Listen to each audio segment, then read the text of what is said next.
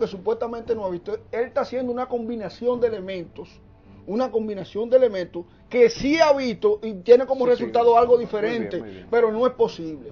El pensamiento puede darse tanto reactivo como proactivo, o sea, puede darse antes de que ocurra la acción como tal, o puede darse luego de que la acción se dé.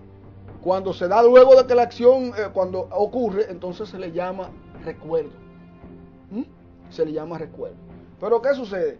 El pensamiento, aunque no se convierta en acción, hay un ente social que está en el individuo que hace el juego del yo individual como está, el yo primitivo, contra el yo social, el que es el que te juzga. Lo que plantea Sigmund Freud, el psicoanálisis del id o del inconsciente y del yo, de la parte real o del super yo, que es de la parte moral, que te censura a ti independientemente de que la sociedad no se dé cuenta. Entonces imagina que se le permitiera a cada hombre sentarse en una mesa y él empiece a hacerse pensamiento con su hija, con su mamá o con quien sea. Entonces, que él mismo no se castigue. Es dándole la puerta para que él convierta. Ahí entraría el elemento, el elemento de remordimiento. O sea, él sintió remordimiento, algún tipo de remordimiento que lo llevó hasta donde un pastor.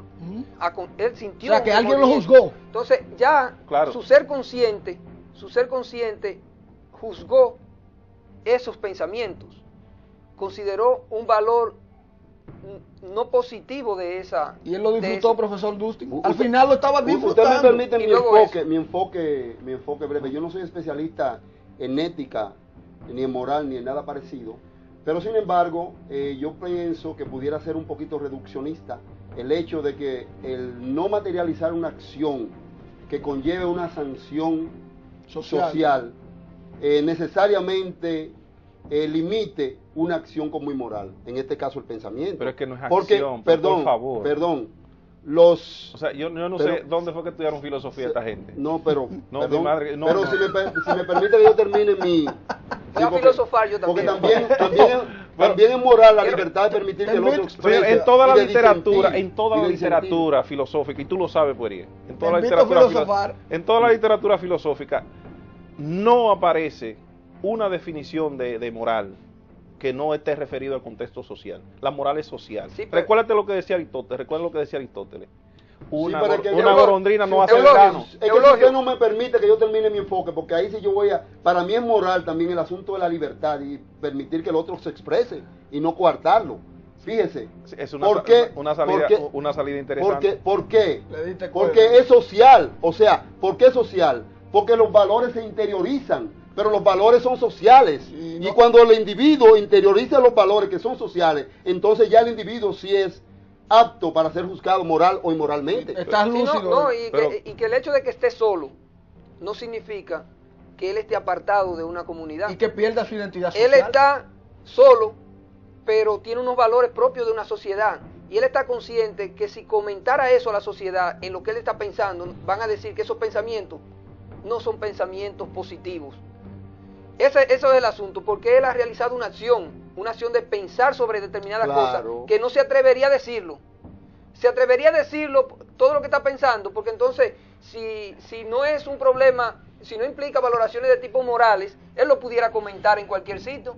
El hecho de que no lo comente a todo el mundo y se acerque donde un pastor a decirlo, significa que él ha hecho una acción de pensamiento, ha hecho una acción que se puede juzgar.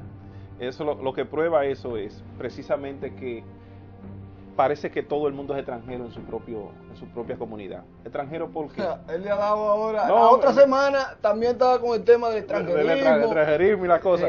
Precisamente porque la mayoría de la gente, o casi la totalidad de la gente, no alcanza la autenticidad.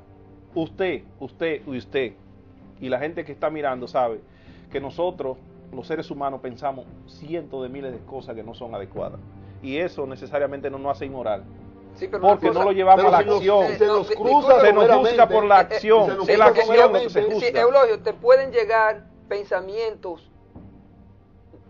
cruzar someramente. Sí, te llegó, pero comenzar a hacer lo que el Señor hizo, de de prolongar esos pensamientos, profundizar en esos disfrutarlo. pensamientos y llegar hasta disfrutar, como decía, ya eso es otra cosa. Una cosa, una cosa es que te él no lo lleguen, prolongó. Exacto. que te Una- lleguen ideas. Dice el profesor Arbelo, una cosa es que te llegue un pensamiento y otra cosa es que tú busques y provoques el pensamiento. A propósito, el profesor Arbelo le hicimos esa pregunta, vamos a ver qué respondió. El primer video, por favor.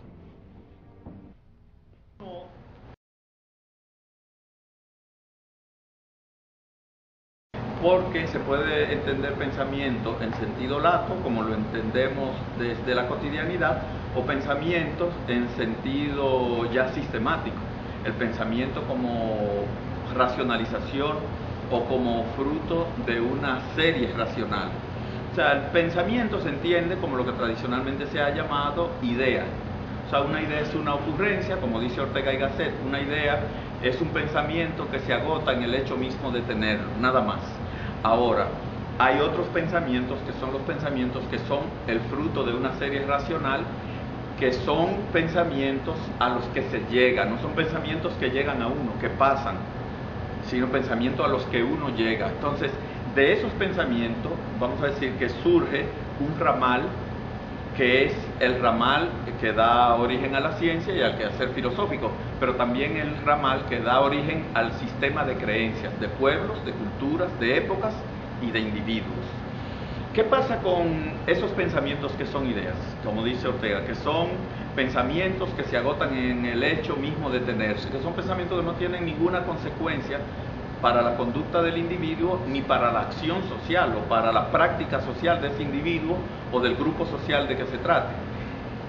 Esos pensamientos, definitivamente, en esos pensamientos no puede haber responsabilidad moral, porque está ausente el principio de la autonomía de la voluntad. Pero cuando es un pensamiento al que uno llega, es decir, un pensamiento que uno ya decide asumir como propio, un pensamiento para el que uno encuentra argumentos o pruebas o elementos de juicio, ya es un pensamiento que de alguna manera uno está en él. No es él que está en uno, sino uno está en él, en consecuencia. Ese es un pensamiento que de alguna manera puede afectar nuestra manera de ser, nuestro modo de comportarnos, nuestra concepción del mundo, porque una vez que uno ha adoptado un pensamiento como propio, como de uno, entonces eso de alguna manera como que se redistribuye al interior de nuestra visión del mundo. Entonces ya uno comienza a ver al otro, a sí mismo, a la sociedad, a la realidad del porvenir, con ese pensamiento como veladura o como antiparra. Entonces, de esos pensamientos, unos se convierten en creencias y otros se quedan nada más que en el plano de la conciencia pura. Del pensamiento son convicciones, pero que no tocan de ninguna manera la voluntad. Ahora, aquellos de esos pensamientos que se convierten en creencias, por ejemplo, esos pensamientos que son asumidos como refranero, como norma de conducta, o que proceden, por ejemplo, de la visión religiosa del mundo, esos son pensamientos que afectan a nuestra voluntad y en consecuencia nuestra conducta. En el caso de estos dos últimos tipos de pensamientos, los pensamientos a los que uno llega, que son pensamientos que de alguna manera son el resultado de una decisión que uno toma, una opción que uno hace en favor de una propuesta o de su contraria. Entonces, en ese caso, esos pensamientos sí podrían ser calificados de inmorales. Yo sé, como conozco su pensamiento, que usted me objetaría o estaría pensando que está ausente la acción social, que es una de las claves, porque usted lo ha expuesto en sus escritos, es una de las claves o uno de los elementos para evaluar un razonamiento moral o una acción moral. Pero ¿qué pasa? Que el pensamiento es también una acción, aunque no sea una acción de tipo social, tiene consecuencias sociales, pero en la medida en que es o involucra una decisión personal, ya es una acción, aunque una acción que no tiene consecuencias, no siempre tiene consecuencias.